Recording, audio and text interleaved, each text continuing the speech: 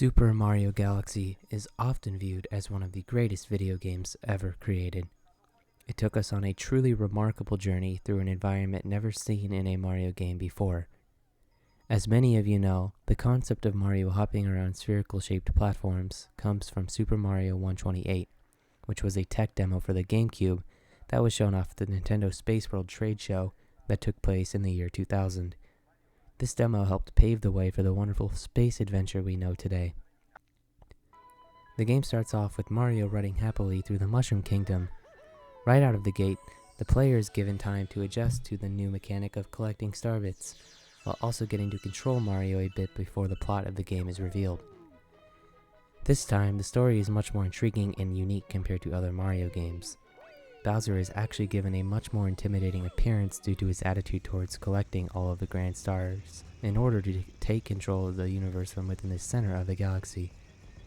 After the initial cutscene, which shows Bowser kidnapping Peach and taking her whole castle with him to the center of the galaxy, we are thrusted upon a singular lonely planet. It is here where we first meet the Lumas, which are disguised as bunnies for the player to catch to get them accustomed to moving around the sphere-shaped planets. This tutorial is actually pretty genius because it gets the player moving around with Mario in a way never yet seen before, while also displaying the movement within the game. This time around, there is no dive move like there was in Sunshine in 64. Instead, Mario's movement is much more limited to fit within the levels and world more accurately. The levels in Super Mario Galaxy are much smaller and compact compared to the previous 3D entries, which is why the movement in this game is much more limited. If players were given access to moves such as the endless dive as seen in Sunshine, there would be a lot more mistakes and therefore the game would be much less enjoyable. This game is much more focused on creating pristine and elegant level design rather than complex and skill-based movement. There is one move, however, that functions as a very welcome addition to Mario's moveset, that being the spin attack. This move has many useful instances. For example, using this move on an enemy will either stun them or instantly defeat them while also rewarding the player with star bits. This move also adds a sort of handicap for mid-air correction. If you underestimate the distance or height within the jump you are performing, executing this spin attack will usually grant you the necessary height to reach your end goal. Mario Galaxy is a very cinematic game, as best seen through the use of launch stars. These are essentially interactable cutscenes in which the player is thrusted through the sky, blasting towards their next destination.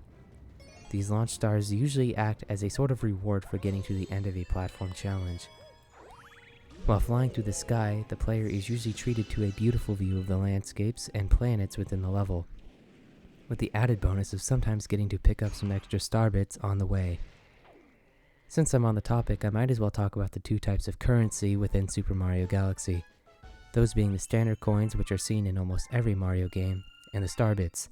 Unlike previous entries, coins are much less useful in this game simply due to the function of star bits. Collecting 50 star bits rewards the player with a 1-up, while simultaneously adding more of these to the total star bit count. These serve a much greater role than just collecting 1-ups, however, as they are also used to unlock the extra levels hidden within the game. By feeding the hungry Lumas that hang out just outside the entrance to every observatory dome, the player is granted access to one of the game's 7 secret stages. There are 6 different domes within Mario Galaxy, which act as a gateway to the game's many levels. These domes include the terrace, the fountain, the kitchen, the bedroom, the engine room, and the garden. Essentially, these domes are like the main worlds of the other Mario entries, such as Bob-omb Battlefield from 64 or Rico Harbor from Sunshine. The levels in Mario Galaxy are brilliantly designed and fully embrace the linearity of the game. They never try to pretend like they are these big open worlds in which the player can run around for hours exploring. These levels are fully committed to giving the player a great few minutes within each star and blasting them onto the next stage. However, there are instances of the game using bigger stages to convey the vastness of the galaxy. The most obvious example of this is the Honey Hive Galaxy. This is one of the few galaxies focused more on exploration rather than rapid-fire action throughout every stage of the level. I think it was a great idea to put some stages like this into the game because it serves as a great mix-up from the typical start-to-finish formula seen in most other galaxies. Coming off of 64 and Sunshine, the development team at Nintendo wanted to mix up the formula and try something different with this next Mario game, and it definitely shows in multiple aspects. For example, the Comet Observatory, which acts as the game's hub world, is much smaller in scale compared to the likes of Peach's Castle and Delfino Plaza. While Peach's Castle was small, every single room within the castle offered something interesting and exciting to explore and discover. While the Comet Observatory is more so meant to serve the purpose of simply walking to the desired dome and entering inside. While I think the Comet Observatory is beautiful in its own way, there really isn't much to discover besides the odd walnut mushroom hidden here and there. One thing that always bothered me personally was how after completing certain stars, such as the secret levels you unlock from feeding the hungry Lumas or collecting one of the game's few green stars, you are sent all the way back to the beginning of the observatory right in front of Rosalina in order to be told something story-related, such as Luigi appearing on the observatory. This brings me to the next topic, the addition of Rosalina. This character had never yet been seen in any Mario game before, and was a completely original idea for this game. Rosalina is a princess who serves as a sort of mother figure for the Lumas. She watches over them and protects them, while helping them to become stars, which is their end goal in life. She is a very intriguing character, unlike any other princess yet seen before in a Mario game. Unlike Peach or Daisy, Rosalina actually has complex and deep character development, best seen in her storybook. The library opens after the player completes the second Bowser level, titled Bowser's Star Reactor, and collects one more star after that.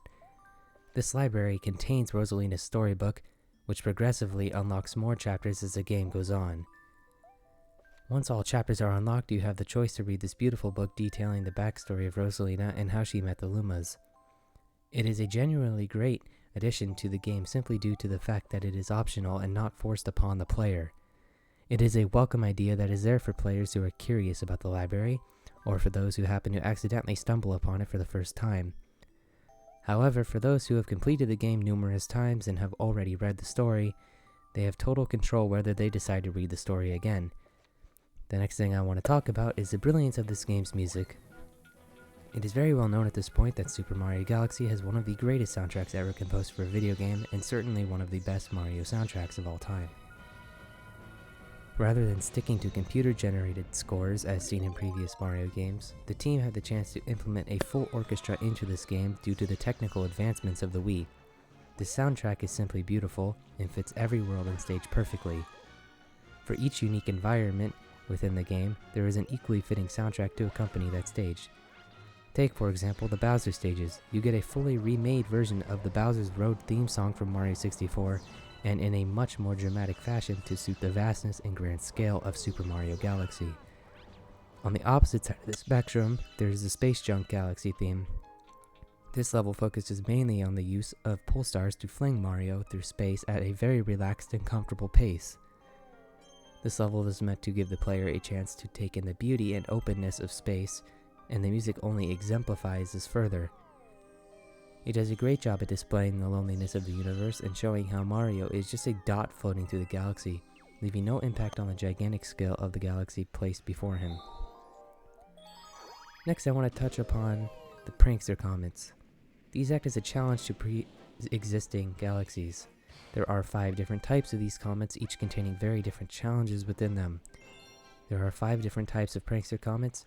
The Speedy Comets set you on a timer and force you to finish the level within a certain amount of time. The Cosmic Comets demand that you race against a blue shadowy version of Mario to the end of the stage containing the star. The Daredevil Comets start you out with only 1 hit point with no way of recovering that health, and usually ask you to either fight a boss or complete a level with 1 health point. The Fast Foes Comet places you in a level that you have already completed, however, the enemy's speed is much faster, usually demanding much tighter platforming. Lastly, the Purple Comets require the player to collect all 100 purple coins within the level. Usually in smaller levels there is a time limit to collecting these coins, while in larger scaled levels such as Deep Dark Galaxy, Melty Molten Galaxy, or the aforementioned Honey Hive Galaxy, the player is given an unlimited amount of time to comb through the levels and uncover every coin at their own pace. These purple coin challenges act as a complete replacement for the 100 coin challenges seen in 64 and Sunshine, and it benefits the game greatly. What I mean by this is imagine trying to collect 100 normal coins within each stage of Mario Galaxy. It would be a complete nightmare, as you could easily lock yourself out of collecting numerous coins if you take a launch star leading to a totally different part of the stage.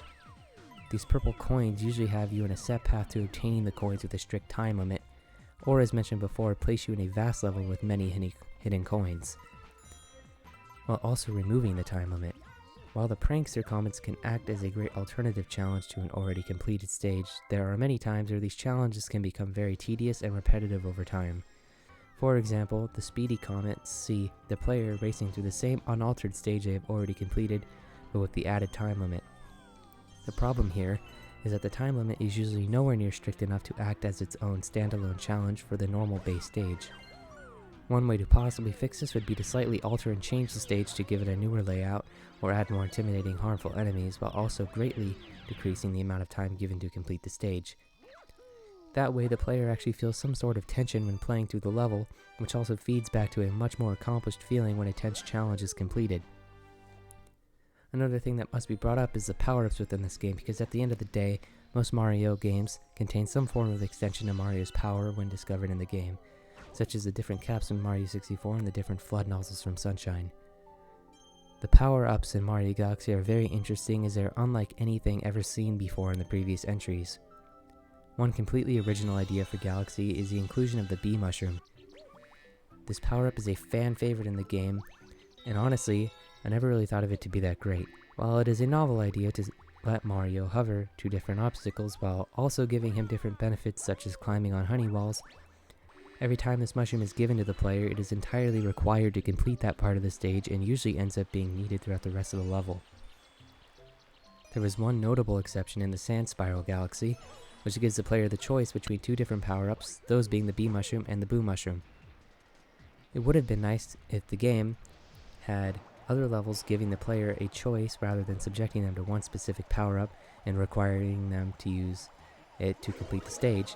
This is relevant for every mushroom and power-up in the game, as even the infamous ice and fire flowers place you on a time limit and must be used effectively within that time challenge. The items in this game are seen as much more of a means to progress rather than an actual extension to Mario's moveset, as seen in even the 2D Mario games. However, the worst of all of these is almost unanimously agreed to be the spring mushroom, which grants Mario extreme height in exchange for a clunky movement and lack of control. While using the spring mushroom, there isn't even an option to stop Mario in place, as he is always bouncing around, requiring the player to constantly be on edge while executing platforming challenges. This mushroom serves as more of a hindrance rather than an actual power-up. The only positive of this crazy item is most of the time it's not even required to complete platforming sections, because if you are skilled enough you can actually pull off tricky jumps to reach platforms otherwise required to be reached by the spring mushroom.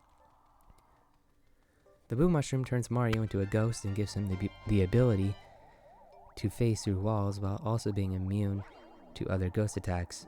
The other power-ups include the standard fire and ice flower along with the star. All of these function the same as in every other game except for the ice flower, which actually serves a very unique and interesting role in this game compared to other Mario games. Rather than shooting ice out like in other games, Mario turns into a literal ice sculpture of himself and gains the ability to skate along water while creating ice platforms as he goes on. This is probably my favorite use of the ice flower in any Mario game, and I just wish you weren't placed on such a short time limit when using it. The most underused item in this game is definitely the Flight Star, which grants Mario the power to fly on a time limit just like the Wing Cap in 64. However, this time around Mario is much easier to control, as he literally flies in any direction you point the controller in. This star had such wasted potential, as it easily could have been implemented into stages to make them more interesting, or there could have been levels completely centered around this flight power, which would have been a great usage of this power-up. Super Mario Galaxy is a total of 120 power stars to collect, however only 60 of these stars are required to beat the game. In my opinion, it is always worth it to collect every power star in the game due to the sheer brilliance in each level of this game, and the variety seen within every galaxy. I would say if you have never completed Mario Galaxy before, you should at least fully play the game one time in your life to experience all of the love and effort Nintendo poured into this game. While you do get to start a new save file as Luigi, if you collect all 120 power stars, the journey is much more of the reward in this game, rather than the completion bonuses. If you actually complete the game fully with Mario and Luigi, you will unlock the grand finale Galaxy, which is a straightforward path taking you through the very first place you ever started in this game, the Mushroom Kingdom. All you do is walk down a path collecting a very easy 100 purple coins, and while many people tend to hate this final stage due to its lack of innovation and true sense of reward, I personally love it. While it would have been nice to have at least a little bit more, it was still a great way to fully cap off this truly wonderful game. The last thing I want to touch upon before wrapping this video up is the final stage of the game, titled The Fate of the Universe. If that doesn't show you what you're in for from the name itself, then just wait until you actually enter the stage. Right away, the player is treated to a brand new soundtrack only seen in this level of the game, and it perfectly sets the stage for what's to come. This level includes many challenges seen throughout the start of the game all the way to the finish. It is a great way to test the player's skill on everything they have learned up to this point. It tests you on all elements seen within the game, such as skating on disappearing ice platforms and jumping through risky platforms while bullet bills chase after you. Now, all that is great, it all leads up to possibly the best final fight in any 3D Mario game ever. Up to this point, each Bowser fight has been generally the same, with a few tweaks to make each encounter more difficult. However, this final fight shows the player needing to best Bowser in several different forms until you finally reach the final planetoid, in which Bowser will curl up and violently roll towards Mario while your goal is to evade his every move. Once he stops, it's a matter of letting him run up to you and jump towards the glass spot in the planet covering lava, which sends him in a fury, and from there, all that needs to be done is smacking his tail with your spin attack, sending him rolling around, and once you hit him a few more times, Bowser is finally defeated, and Mario sends him plummeting into the fiery depths below, capping off this incredible journey. After all of this, we are treated to a cinematic of all of the Lumas sacrificing themselves to create a new galaxy, made all the more emotional by the somber score played in the background. Super Mario Galaxy is an adventure truly worthy of someone's time. It is packed full of exciting, innovating level design, grand emotional music, and an engaging story, especially for a Mario game. Anyone who's a fan of the Super Mario series must play this game at least once in their life, because it marked a time where Nintendo was willing to do extremely out of the ordinary things with their #1 franchise, and it paid off in spades. This game is a beautiful, vibrant experience with bursting colors and blooming particle effects, and it all makes up for an absolutely fascinating experience in the Super Mario franchise without sacrificing too much of what makes Mario so special in the first place. It aims to innovate on all levels and will forever be looked at fondly in the eyes of many Nintendo fans for years to come. Be sure to join me in the next video, as I will be breaking down and analyzing this game's sequel, Super Mario Galaxy 2. Thank you all so much for watching. If you truly enjoyed the video, it would greatly help if you subscribe to my channel to help me gain traction and like the video. It would mean a great deal. I hope you guys are having a great day whenever you are seeing this, and I'll see you guys in the next one.